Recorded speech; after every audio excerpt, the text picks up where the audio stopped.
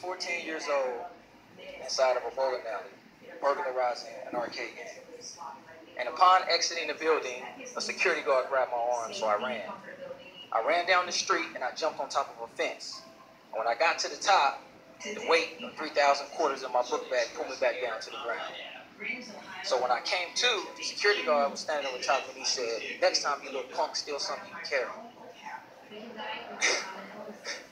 I was taken to juvenile hall.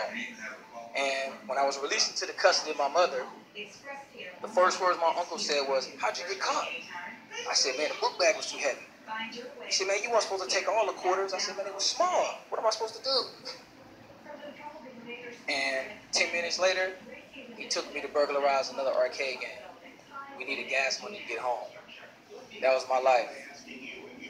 I grew up in Oakland, California, with my mother and members of my immediate family addicted to crack cocaine.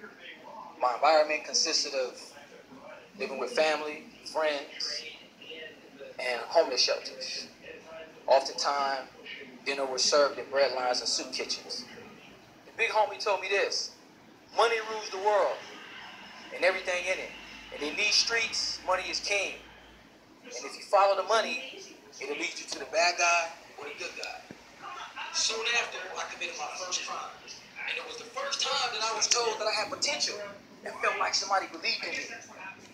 Nobody ever told me that I could be a lawyer, doctor, or engineer.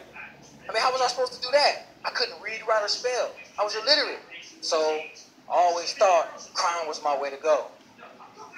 And then one day, I was talking to somebody and he was telling me about this robbery that we can do.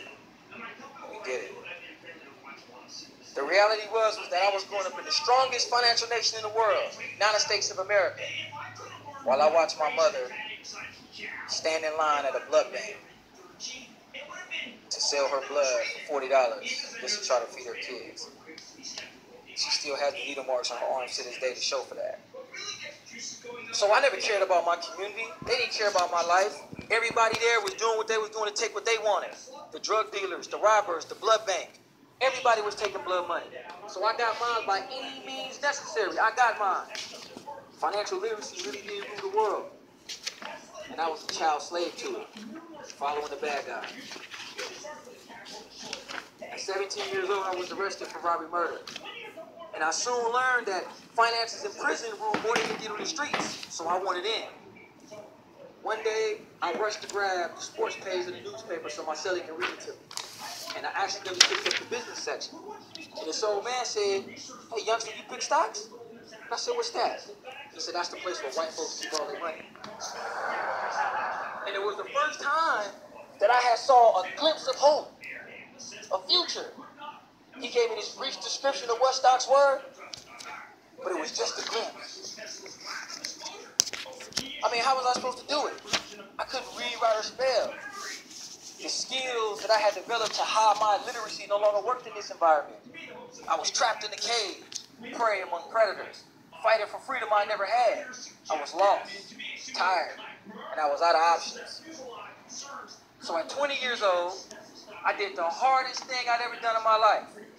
I picked up a book. Well, that's beyond my And it was the most agonizing time of my life. Trying to learn how to read, the ostracizing from my family, the homies. It's a true stretch because there are so many other factors at work. But little did I know, I would receive the greatest gift I'd ever dreamed of. I just told them I know Self-worth, stocks, not knowledge, and discipline. Best way to play it.